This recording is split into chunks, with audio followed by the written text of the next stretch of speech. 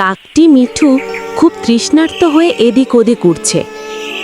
মিঠু হতাশ হয়ে একটি বড় গাছের ডালে বসে পড়ল। হঠাৎ সে নিচে একটি প্লাস্টিকের ঘটিতে জল দেখতে পেল।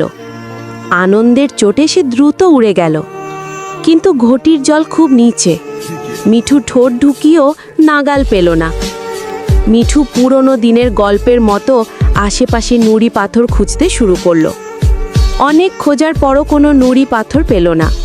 হতাশ হয়ে সে ঘটির দিকে তাকিয়ে দেখল ঘটিটা প্লাস্টিকের এবং হালকা। মিঠুর মাথায় একটি বুদ্ধি এলো। সে ঠোঁট দিয়ে ঘটির পাশে ধাক্কা মারল।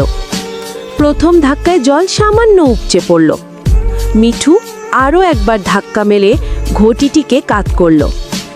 ঘটিটি সম্পূর্ণ কাত হয়ে জল উপচে পড়ল, আর মিঠু সেই জল পান করে তৃষ্ণা মেটালো।